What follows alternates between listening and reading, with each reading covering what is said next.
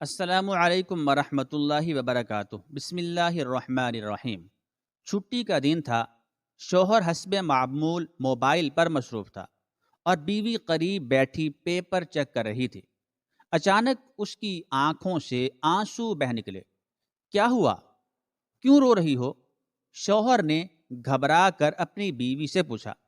میں نے آج اپنی کلاس میں بچوں کو ماہانہ ٹیسٹ میں لفظ کاش کے تحت ایک مضمون لکھنے کو دیا تھا۔ بچوں نے مختلف عنوانات پر مختلف ٹاپکس پر لکھا ہے۔ کسی نے کاش میں قلم ہوتا پر لکھا تو کسی نے کاش میں کتاب ہوتا وغیرہ کے عنوان پر لکھا، لیکن ایک بچے کے مضمون نے مجھے افسردہ کر دیا ہے اور میں اپنے آنسوؤں پر قابو نہ رکھ سکی۔ شوہر کہنے لگا، اس نے ایسا کیا لکھ دیا؟ جواب میں بیوی نے کہا، اس بچے نے کاش میں موبائل ہوتا کے تحت لکھا ہے کہ میں اپنے والدین کا اکلوتا بیٹا ہوں۔ اب ہونا تو یہ چاہیے تھا کہ وہ مجھ پر خصوصی توجہ دیتے، میری بات سنتے، میرے مسائل پرابلمز کو سمجھتے اور ان کو حل کرتے، مگر ایسا نہیں ہے۔ اب تو میں ان کی رہی صحیح توجہ سے بھی محروم ہو رہا ہوں۔ ابو ایک فرم میں اہم عہدے پر ہیں، وہ گھر پر آتے ہیں تو موبائل فون میں مصروف ہو جاتے ہیں۔ میں کچھ بات کرنا چاہتا ہوں تو کہتے ہیں اپنی امی سے بات کر لو، اور اگر کبھی بات سننے پر تیار ہو بھی جائیں تو جو ہی موبائل کی بیل بجتی ہے، گھنٹی بجتی ہے، بات ادھوری چھوڑ دیتے ہیں اور فوراً موبائل اٹھاتے ہیں۔ اسی طرح امی بھی ہر وقت موبائل میں مصروف رہتی ہیں۔ کاش میں موبائل ہوتا تو کم از کم اپنے امی ابو کے لیے اہم تو ہوتا، ان کے پاس میرے لیے وقت ہی وقت ہوتا۔ یہ سن کر شوہر نے کہا، ٹھیک ہے کہ یہ بچہ اپنے والدین کے رویے کی وجہ سے پریشان ہے، لیکن تم کیوں رو رو کر اپنی جان ہلکان کر رہی ہو؟ بیوی تڑپ کر بولی، یہ سب کچھ کسی اور کے بیٹے نے نہیں لکھا، ہمارے اپنے اکلوتے بیٹے نے لکھا ہے۔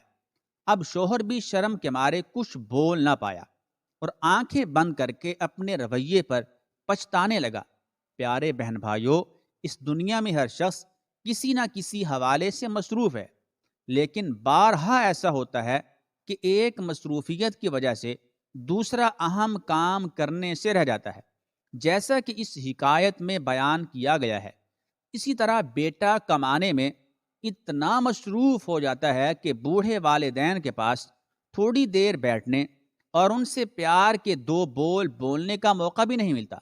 بیوی گھر اور بچوں میں اتنی مصروف ہو جاتی ہے کہ سکون سے بیٹھ کر شوہر کی بات سننے کے لیے اس کے پاس وقت نہیں ہوتا۔ اپنی اپنی مصروفیات کی وجہ سے پڑوسی اتنا قریب رہتے ہوئے بھی ایک دوسرے کے دکھ سکھ میں شریک نہیں ہو پاتے۔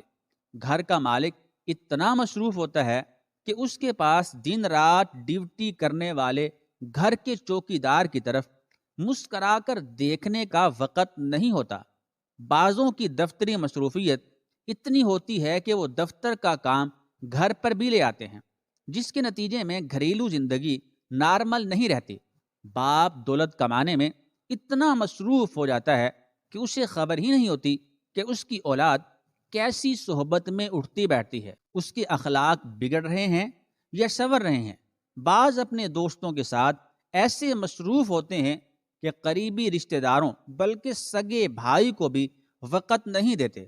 بعض لوگ مختلف کاموں میں ایسے مصروف ہوتے ہیں کہ اہم ترین کام یعنی فرض نمازوں کی ادائیگی سے بھی مسلسل محروم رہتے ہیں۔ خلاصہ یہ کہ مصروفیات کی بھرمار ہمیں سوچنے کی فرصت ہی نہیں دیتی کہ ہم کس کس کو نظر انداز کر رہے ہیں۔